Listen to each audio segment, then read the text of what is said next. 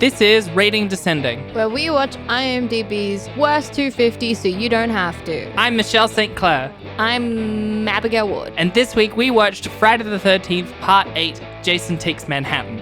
A boat full of graduating high school students headed to Manhattan accidentally pull Jason Voorhees along for the ride. Let's What?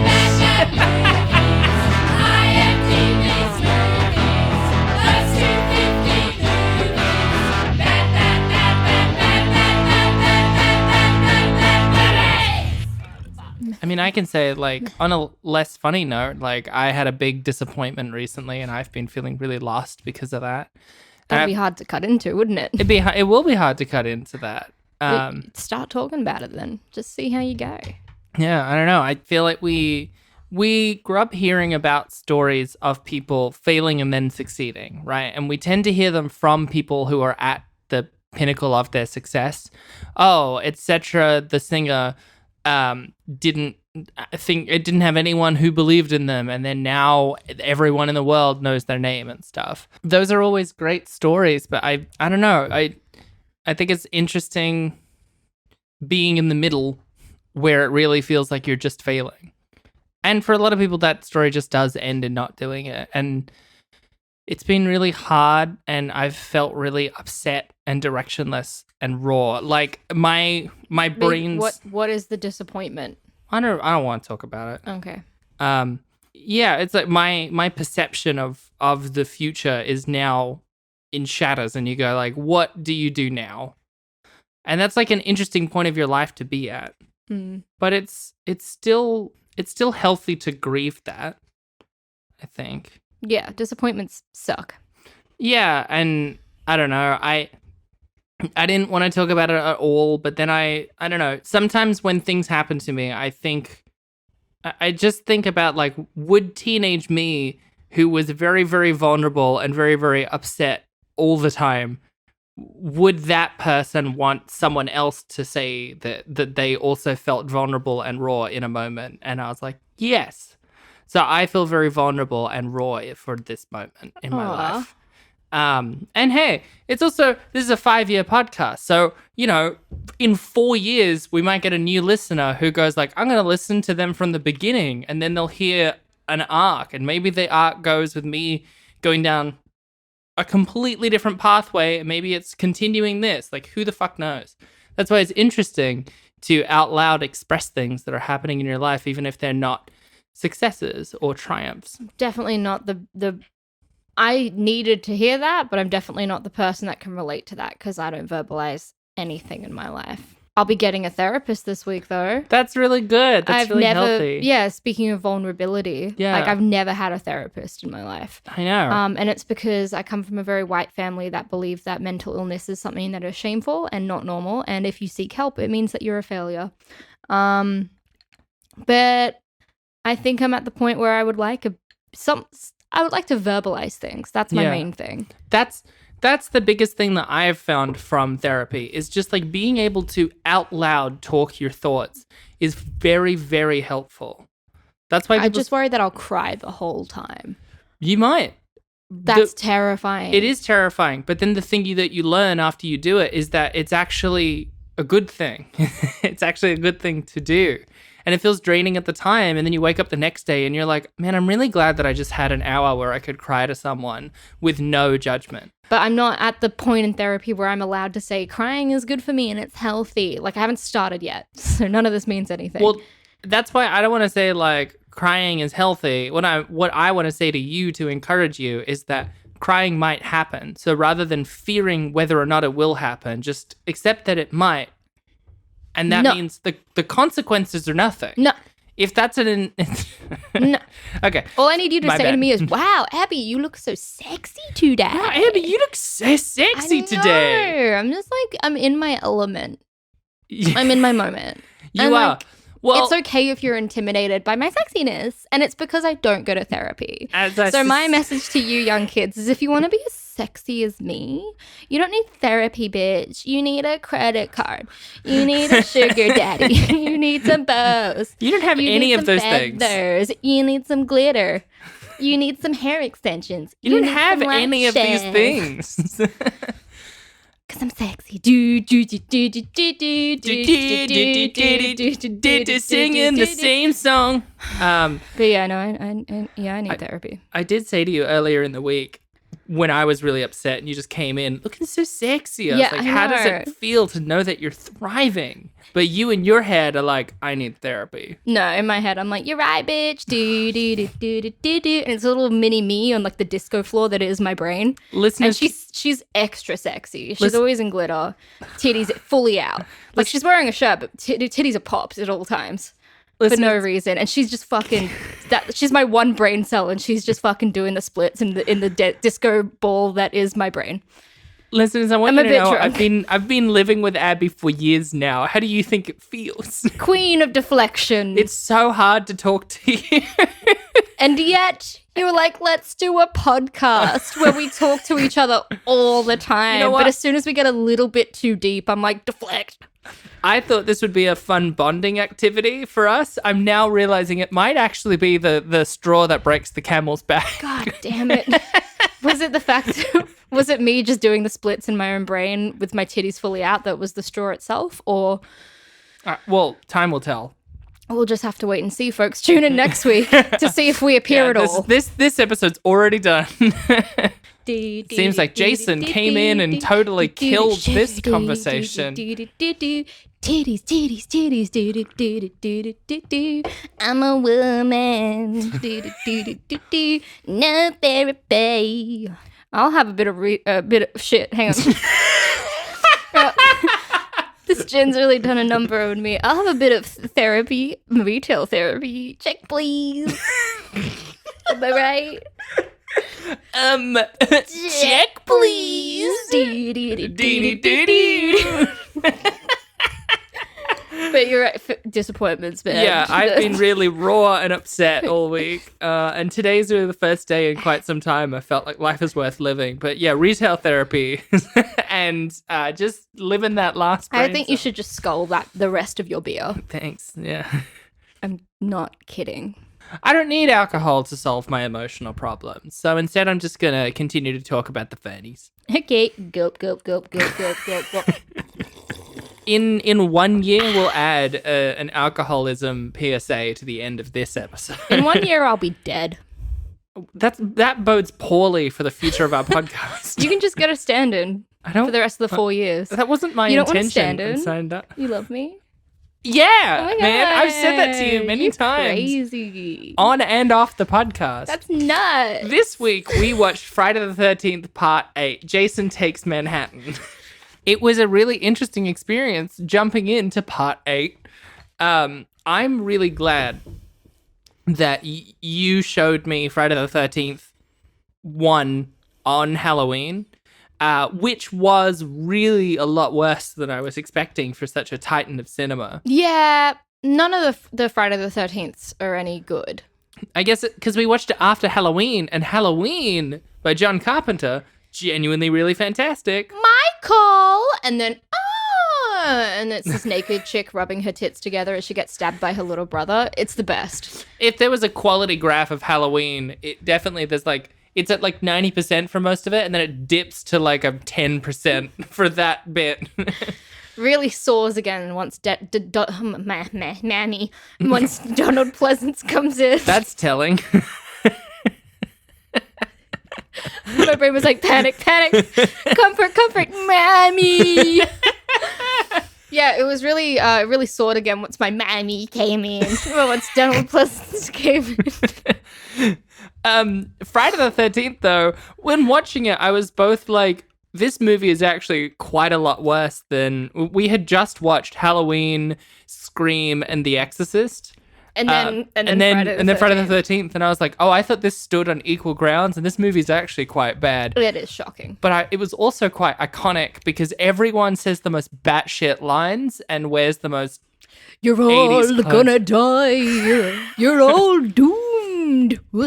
And then he rides away on a little bicycle, but he does a really bad job. That's the you're all doomed guy from Friday the 13th. Yeah. But notably, this one had its own you're all doomed guy, and he looked exactly the same. I was saying to you that I reckon the actor popped a cat before each scene because he was just like grinding his jaw and his eyes were like just darting around everywhere. I was expecting jumping into part. Don't you fucking do it. Quietly. Every fucking episode. I'm gonna do a supercut of all your burps. Your unprofessionalism. I'm sorry I'm not delivering for this podcast. It's okay, you carry it. I'm just here. I don't carry it. Jumping into part. My BBs, D. My BBs. We are unfocused. I'm just drunk. I apologize. We haven't done a drunk episode in a while, so this is that one. Yeah, sorry guys. Sorry to all viewers. Sorry to all listeners. I'm a mess. So jumping into part 8, I was expecting it to be more different. Do you get what I mean? Like watching it, I was kind of the first thing that struck me was how much like the original it was. That had the same sort of cinematography. Like it was from 1989. So it was a decade later. I thought it was 1989. Yeah. Didn't I say to you it was either 88 or 89 because of the terms? I also wasn't expecting part 8 to come so soon after the original, but they really pumped the shit out of those movies. It makes sense because the original was what, 1980, right? Yeah. Yeah, so it really was almost like one movie per year. Yeah. Damn. And it felt tonally so much like the original. I mean, a lot of people disagree with my sentiment there, but I think they also think the first one isn't as funny as it is. Let's just linger on the fact that, like, if a film has said so-and-so does so-and-so, that's the title, you expect that to occur perhaps after or within the first act, if you're lucky, if it's a good movie. But no, the Manhattan bit comes into it around the last act. A bad movie does it in the midpoint, right? Where especially like superhero origin movies do that, where it'll be called Trumpet Man, and then fucking Trumpet Man doesn't do anything until the midpoint where he becomes Trumpet Man, and you're like, what the fuck? I sat down for this movie about this guy. Yeah. And now I've watched more movie of not Trumpet Man. If you're like pitching a movie and you're giving me the premise, I want that to begin in the first act. Yes. I don't want it to arrive in the third act when I had already basically committed myself to watching a group of teenagers get murdered on a boat. I thought that's what the whole movie was going to be. Yeah. I mean, so notably, most of the people get killed on the boat to Manhattan well before they arrive in Manhattan itself. This movie is a cheat. This movie is a liar. This movie is intentionally call them out. Maybe it's just disrupting the Messy title TikTok. industry. Messy TikTok. Yes, mama. Link me his Insta. Yeah, it was very surprising to watching it, especially since I feel like Jason Takes a Cruise is kind of a fun movie, right? That would be fun, but this was just Jason Takes Manhattan in the third act. Jason Takes a Cruise is like the rom-com like spin-off of Friday the 13th. Yeah. Where he takes a cruise, but he's in like a really ridiculous disguise. He's got like the whole like Groucho mask, like glasses and over the mask. Over the mask That's with a little fun. wig, and then he meets another goblin girl who lives in the belly of the ship, and then they fall in love together. Love it. And then they do bingo together. They do all like the group activities, but then they get to the shores and he finds out she has a boyfriend. Yeah. So now he's got to get rid of the boyfriend. Yeah. Also, by the way, when it gets to Manhattan, it's majority in the docks of Manhattan and then in the sewers. So it's barely any actual Manhattan. Yeah, it's Jason Takes the Shipyard. Yeah. Before I get into the outline, I do want to mention a couple pieces of context. So this was, as part 8, the last of the Paramount Friday the 13th. Yeah, how many other Friday the 13th was there after this? So there was part 1 through 8, which were all Paramount and all similar and the same sort of film continuity.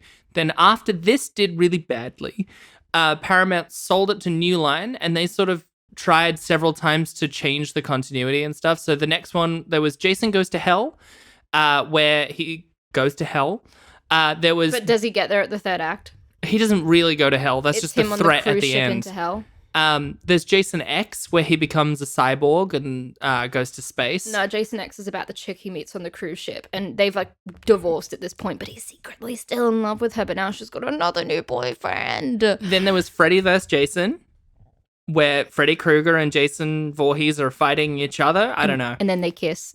And then they kiss. And then they kiss and make up. And it's really hot. Just kiss a little bit. Just kiss a little smooch. That's all I want. And then there was the 2009 Friday the 13th reboot. So there's been 4 since this one, all of which were an attempt to like restart the franchise. So this is kind of like the final actual Friday the 13th, because everything after this was just like buck wild bullshit trying to make it happen again. Okay. Although on that note, it is also the 3rd Friday the 13th in a row that thinks of itself as the last one. They just kept making more. Was it because they kept being successful? Yeah, pretty much. Wow. Well, and then this one wasn't. When I was watching it, I was thinking like, which fucking psychopath has actually watched all of these and enjoys all of them? A lot of people, man. Yeah. This is actually the most the highest grossing horror franchise. Not surprised. I mean, is it because of the sheer volume of movies? Yes and no. I mean, Halloween, and I'll get to it. But first, I want to do the outline so we can talk more about the plot bullshit before I get to all of the voluminous trivia.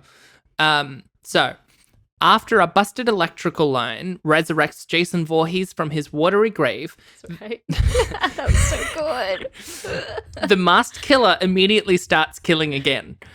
It's high school graduation, and the Crystal Lake teens are getting a luxury cruise aboard the Lazarus on a trip to New York to celebrate. Rennie is a last-minute addition to the cruise celebrations owing to her reluctance to get on water after past traumatic events. However, Jason manages to sneak aboard the boat undetected before it leaves Crystal Lake and starts indiscriminately killing the students aboard. After a plethora of unnoticed deaths, the students come across the killed captain with a storm raging and devise a plan to find and rid themselves of Jason. When that fails, they totally bail the ship and row themselves to New York. In the New York docks, they quickly realize they've been followed by Jason and try to flee. Following a succession of deaths, both Friend and Jason, Rennie and her romantic interest Sean are confronted in the sewers. They manage to narrowly avoid the nightly flooding of toxic waste that instead consumes Jason and transforms him back into the little boy that once drowned so many years ago forever. Or until Jason goes to hell. Yay! That was the loose plot of that movie. Cinema.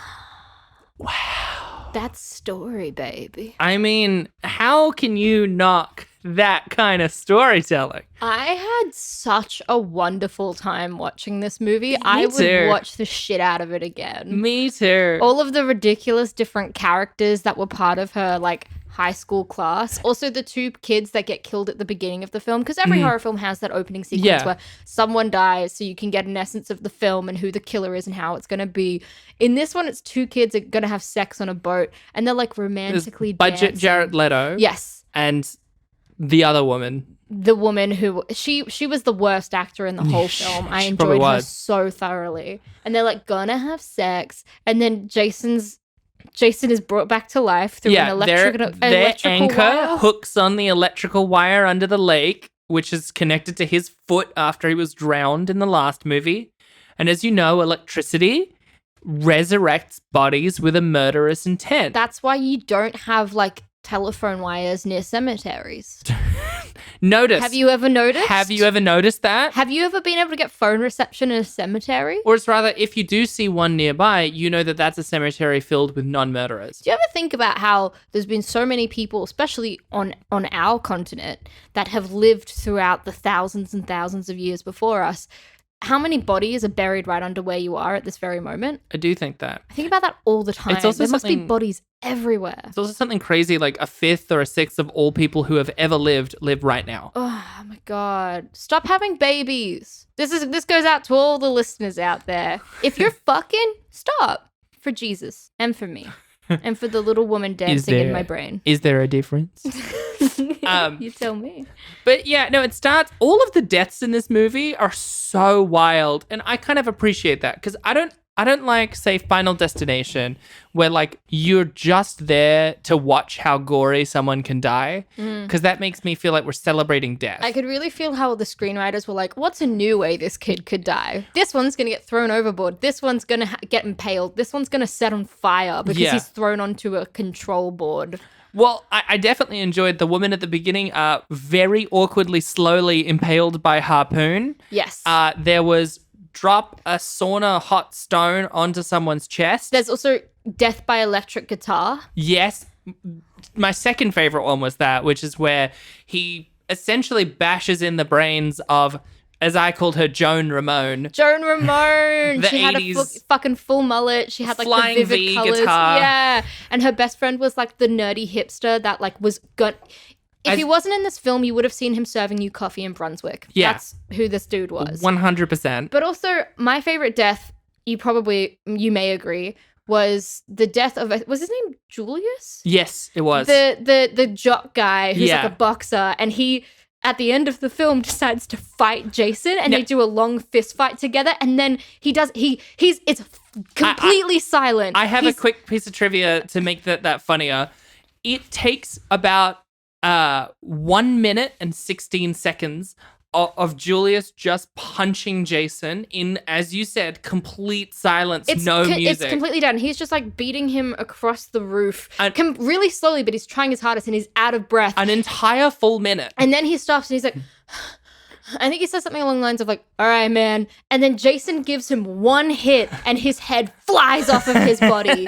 It was the best death I've ever seen. The build-up, the silent build-up was incredible. I urge everybody to watch this film, if not for that one scene. And by the way, just to provide more context, he's running away from Jason. Music is pounding, it's scary. And he's on this roof and he's looking out and the music sort of slowly tapers off. And then Jason is there and he turns around and gets his fists up and he's like, all right. And then again, for a full minute and a half, he's just quietly... No music. No music. The sound effects are really quiet. It's the so best. Awkward. That was the best death. But yeah, him first, Joan Ramone second, getting killed by the guitar. I gotta say, hipster like barista from Brunswick was thrown on the electrical console. Because he's thrown onto a console of dials and switches, and he sets on fire immediately. Yeah. And I don't even know what sparked in the first place that would make him set on fire. But he caught on fire before anything sparked. It was the best. Yeah. But that's the thing about this movie is that it's also really weird because then you get, in contrast, Kelly Hu strangled, like lifted up and strangled for like also a full 30 seconds and then thrown onto the ground. Yeah. And that was the only moment that I was like, that's really upsetting to watch. There was also like the mean popular chick who blackmailed the teacher, and she is showering, and then she sees Jason walk into her room and she just shuts her bathroom door. She's kind of like, oh, that's weird. She saw a man in a hockey mask, obviously disfigured. They're from Crystal Lake. Yeah. Like, they know. They know the legend. She just closed the door like, oh, okay, I'll just wait this one out. And then his hand plunges through the door, grabs her. He shatters the bathroom mirror. He takes a shot of it, and then he just stabs the shit out of her in the shower. All of the deaths are so inventive and fun, but you can feel that they're like labored ideas and they don't make any sense. And also not all of them, because my least favorite two were both around the captain. First, he gets the first mate he gets a different harpoon and he jabs it into what is meant to be his lower torso, but definitely looks like he's jamming it up his butt. Yeah. Because he's like bent forward and it's way too low. I hope he douched first. And then the captain comes out and is like, oh my God. And Jason comes behind him with a knife. And he just like very quickly just like slits his throat. And then he's like, ah. And I'm like, oh, that's it. Yeah. And also like they did that thing where they shot it normally and then they tried to slow it down. So it's just really jagged and weird. Like if you're going to do slow-mo, you have to shoot in slow-mo. You can't get footage and slow it down. You can't. It's so janky when it's not true slow-mo. Also, the main woman in this, so like the main character is a chick who wants to be a writer, and her teacher drops her off to go on the cruise. Yeah. And gives her Stephen King's pen, saying you're gonna be a great writer someday, which isn't part of the story. You don't see her writing. It doesn't matter that she's gonna be a good writer, but you know the Not pens. at all. It's Chekhov's pen. Well, Stephen King's pen. That is also Chekhov's pen. And then she gives her the pen. And you're like, well, that's gonna come back later, and it certainly does.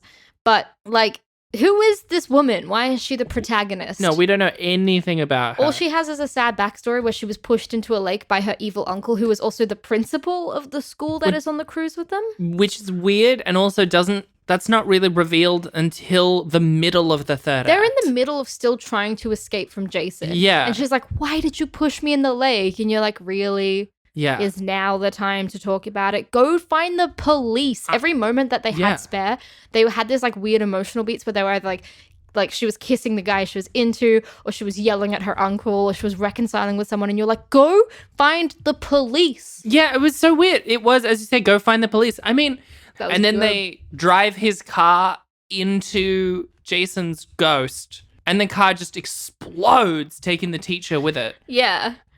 Which, by the way, one of the main things in this movie is that Rennie keeps seeing visions of young Jason as a little boy with the worst special effects. It's literally just like a normal kid who looks a little gooey and then one malformed eye. Wait, you weren't gooey as a kid? You Not didn't that have a natural gooey. kid goo? When did you first lose your goo? I think I was gooey until I was 8. Oh, that explains so much about you. I was a late bloomer. Yeah, you were just slippery. I was a late goomer. Well, there's that because I was growing up with a mostly single parent. I was if I was gooey, she couldn't catch me. Exactly. They You gotta- could just goo in your own spare time. My Yeah. parents were helicopter parents, They noticed if I was gooing. Well, wouldn't that mean that? Why would that mean you were more gooey for longer? Couldn't get rid of it. Don't pull me up on my goo logic. This is my hypothetical world. No. Jason Takes Manhattan is totally ruining your ability to think cohesively. That's my theory. So I'm getting dumber because of Friday the 13th? Yeah. I'll accept that. Takes complete responsibility off of me and my own shortcomings. Yeah, it was just there's so many parts of this movie that were abs. Also, a lot of the outfits were iconic. Kelly who plays, I think, like Eve Watanabe. Kelly who? She was wearing the like cross. What are the suspenders? She was wearing like the crossed suspenders with the big billowy shirt and the shorts. I hated the shorts though. I You loved the shorts. I loved it as a whole. Her As shorts a whole made her outfit. look silly. She was too short for them. They were so long on her. No, it was great.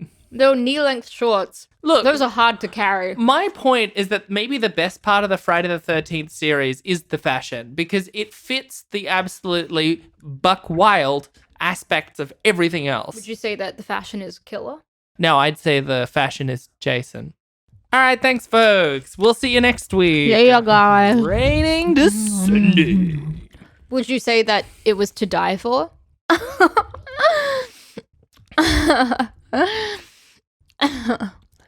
Have I made a grave mistake? I'd say that outfit takes Manhattan. When Jason's done killing, is he Jace off? You're not normally a pun person. What's happened to you? Alcohol. What were we talking about? Well, I was just taking a brief moment to talk about the fashion of it. The fashion was wild. The main character kept wearing blazers with big shoulder pads. Yes. Look, I'm not a shoulder pad person. I'm glad we've kind of moved past that trend, but she did wear some great blazers. Yeah. Why were shoulder pads a thing? Why was it suddenly good to look pointier? You know, when you just need a little edge. What if that edge comes to an abrupt halt? What if I think shoulder pads are only useful if they're like there's a button you can push and a little knife comes out and then you stab them with your shoulder. That's what shoulder pads should be used We're for. watching Inspector Gadget way later on this list. all right. I'll save it for later. Yeah, save that shit for later. But I would love to keep knives in my shoulder pads. That's all I'm saying. All right, shoot me. Also, Because I'll stab you. I will say, both this and the original Friday the 13th suffer from the problem of the main characters aren't really doing anything for quite a lot of the runtime. Yeah. Like, They've always got to be the good girls and they've always got to be passive. yeah. They're passive. They don't do anything. In the original, they weren't even aware that there was killing happening until like 20 minutes from the end. I watched Friday the 13th one when I was a kid for a lot of times. Yeah. And when we rewatched it on Halloween, I forgot that Annie, the blonde chick, no, not Annie, Alice, the blonde chick, is the protagonist because you start off with Annie and then you meet all the other kids finding their way to Camp Crystal Lake and you're like, oh, one of them is the protagonist. No, it's Alice who's already at the camp and you meet like 30 minutes in. She's the protagonist that lives. It's so weird. At least this film kind of set up that she was the protagonist, Rennie. Yeah, Rennie. Rennie? Is that a name? I don't think it is a name. Maybe it's short for Reynold. Reynold McDonald. It's canon now. Reynold McDonald. Yeah, that's her canon name, but in this, she's just named Rennie. Yeah, that's cute. I love that. Who, as we said, is the niece of the principal, who is so mean. He's a bad dude. He also tries to fuck one of the young teenagers because she entices him. She tries to fuck him. He submits, though. He's like, Yes. oh, okay, let's fuck. He submits to them making out and then decides against her. Yeah. But then it's revealed that the AV kid has been filming it. Oh, you got caught making out with a student. Then she's going to blackmail him, and then she Yeah. dies promptly afterwards because she's an evil sexual bitch, and women aren't allowed to have fun. Actually, one fun thing, jumping ahead to trivia, the director actually wanted Rennie to show skin as well to sort of dispel the slasher myth that, like that. only the slutty characters who get killed show skin. But they forgot to cast an actress who had already agreed to be comfortable with it. So they cast, I can't remember her name.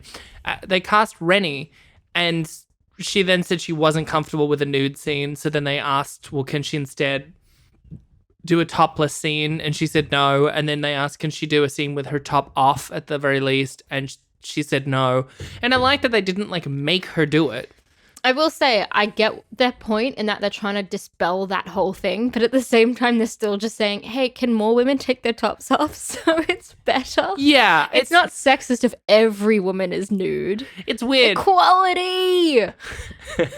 I like the intent, and I'm also on her side and saying no. Yeah, fuck that. What if you just didn't have a woman in the film that was punished for being sexual to balance it? Yeah. Well, because the old stereotype of that came from Halloween, where John Carpenter notably commented saying, He didn't mean to do it. didn't mean to do it. I just figured, like when you're having sex, you're too preoccupied to notice anything. That's right, exactly. When you're having sex, you're not going to notice the dude that enters your bedroom and tries to attack you. Yeah. But if you're like fucking Jamie Lee Curtis, just taking care of some kids in You're a very busy. quiet, yeah. She didn't not want sex. She was busy, man. She was busy. No, she wanted sex. They set up the fact that she wanted to go out with this dude, and her friends were trying to help her. And she definitely wanted to go out with the girl she was with, though. The girl? Yeah, remember she was she had the friend whose name was also like Alice or something, who was wearing a lot of sweater vests and Annie. And smoking in their car, and like You think that they were secretly in love? Oh yeah, we did. They had more sexual tension than anyone else in that movie. We had a theory that they were actually secretly like trying to say that they loved each other, but couldn't.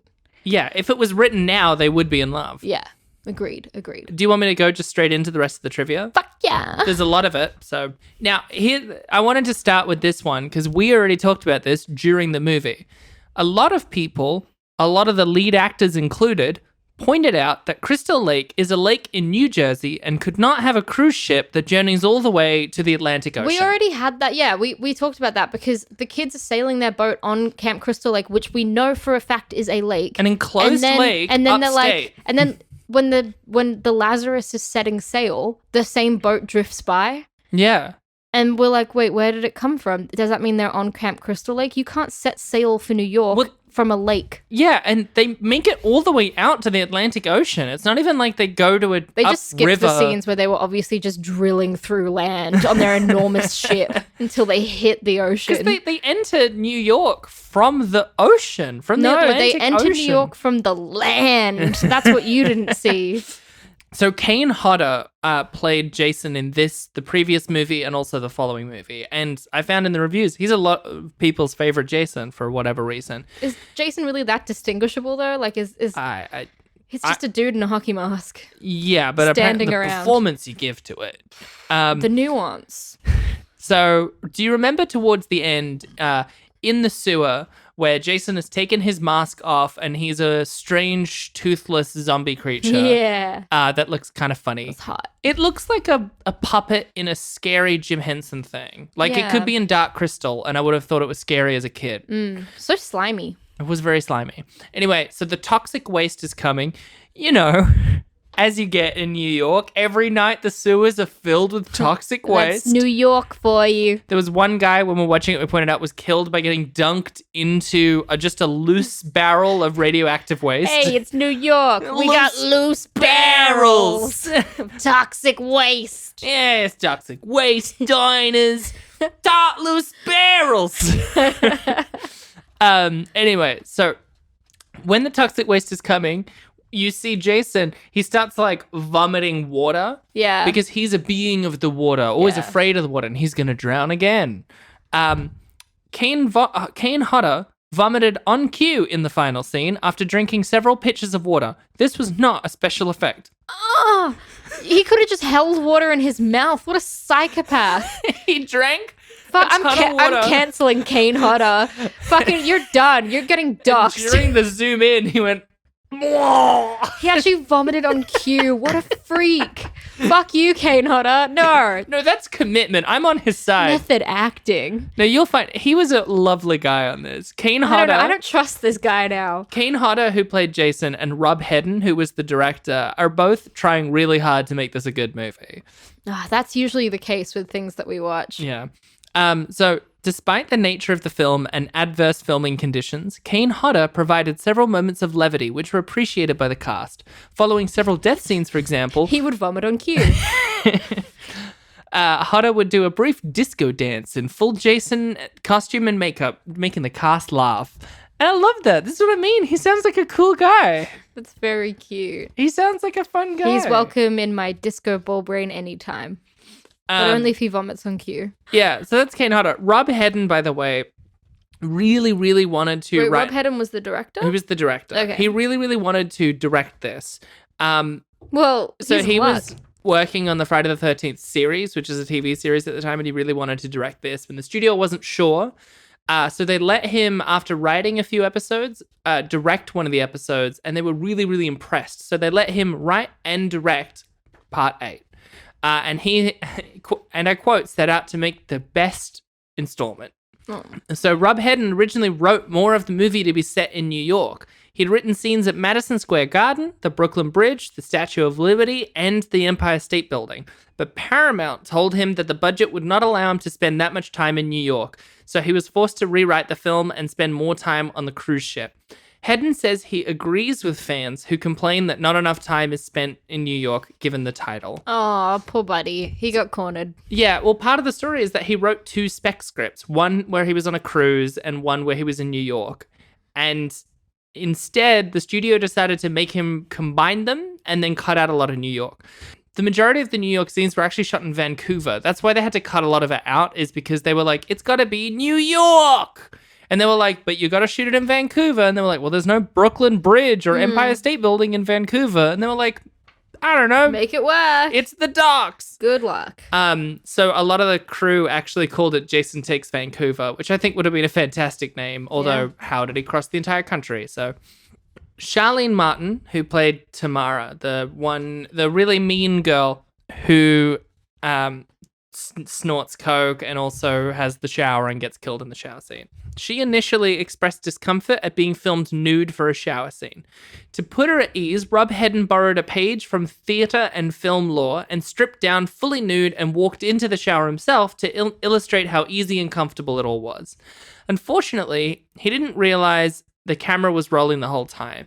So when the producers watched the dailies the next morning, they were very, very confused as to why the director was standing completely nude in a shower talking to the actresses. I do really like that he did that. Yeah. That's nice. It is a good thing. It is the old adage of like, if your actor's feeling uncomfortable, you, the director, should be able to put yourself in that same position of discomfort. Otherwise, they shouldn't have to do it. Yeah. Dead set. Yeah. And so that's what I mean. Like, I feel like he's kind of a nice guy. He also said that the film wasn't what he wanted it to be and has repeatedly apologized to fans who were disappointed by the film in both the Blu-ray and DVD commentary and has since disowned the film. No! I'm kind of sad for him. All right, so now we're rehabilitating Glenn Morgan and Rob Hedden. Yeah. We're defending Brendan Fraser. I'm fist fighting Tom Green, and you're going to have an editing duel with Gregory Plotkin. There we go. All right, we're all up to date. Yeah, we're 21 episodes in, and we have a long list of things that we're trying to accomplish. Yeah, well, I've been waiting buck naked in my yard every night for Tom Green to show up, but he hasn't yet because he's a fucking coward. And I've seen the analytics. I know he listens. Oh, he's one of our best listeners. He emails us every week saying, "Great job, guys."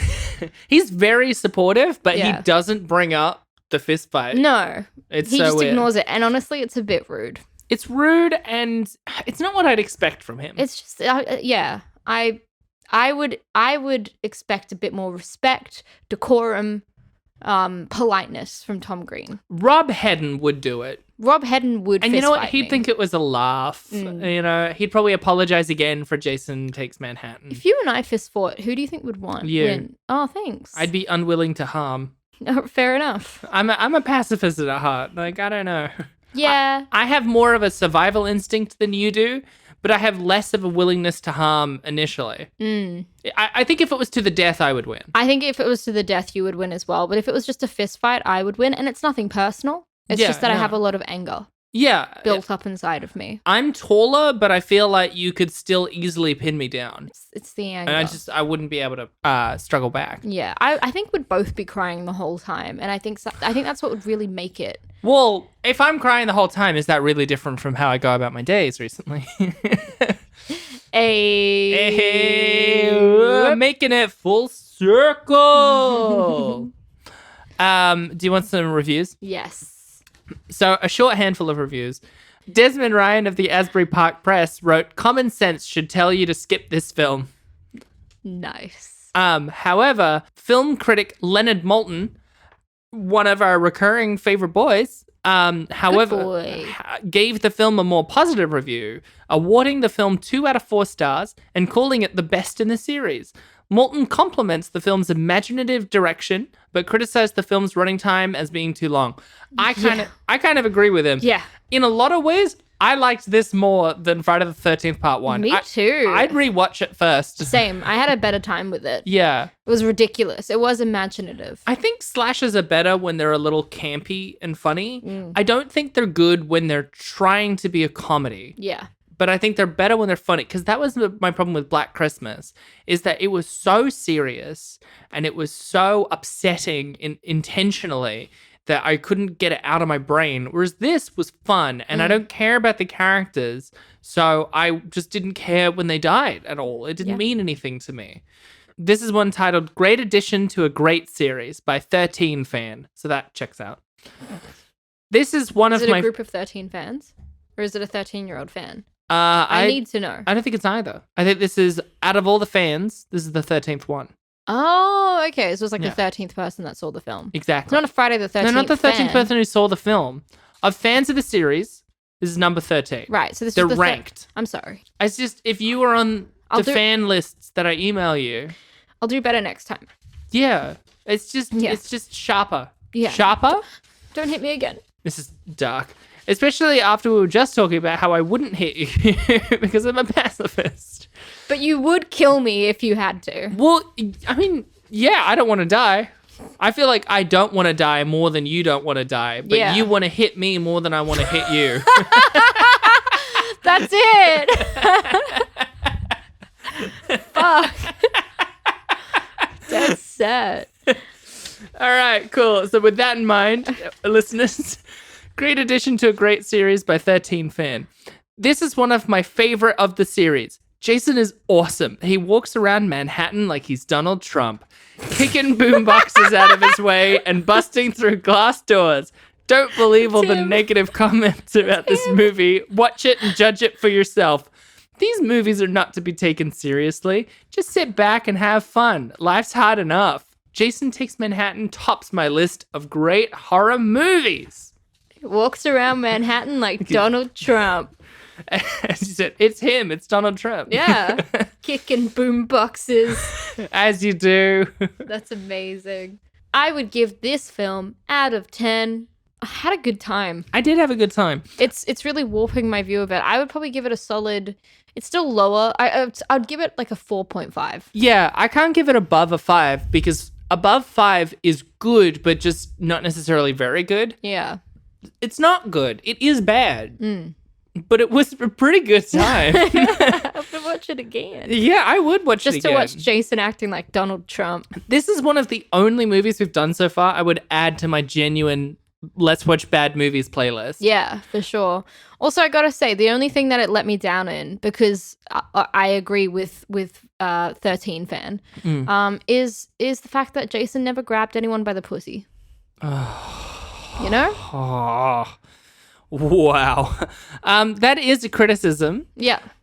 Valid So or not valid? 4.4 actually out of 10. 4.4. Okay, Yeah. great. We'll knock off a point for that. I liked. Look, I was so angry and disappointed that they weren't even in Manhattan for most of it. But also, Jason on a cruise ship is more fun than Jason in a camp. Yes. So that was still kind of cool. Yeah.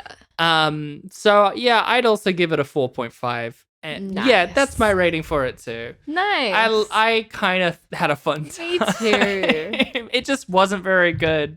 Well, in that case, just to leave it off there, what are we watching next week? Next week, we are watching, drum roll, please.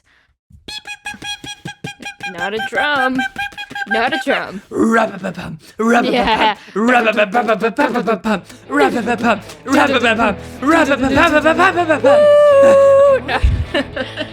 Next week, we're doing 50 Shades Free. Yes! The third installment of the 50 Shades trilogy. So excited. Anastasia is returning. I'm just gonna get my hand in my pants and get real juicy.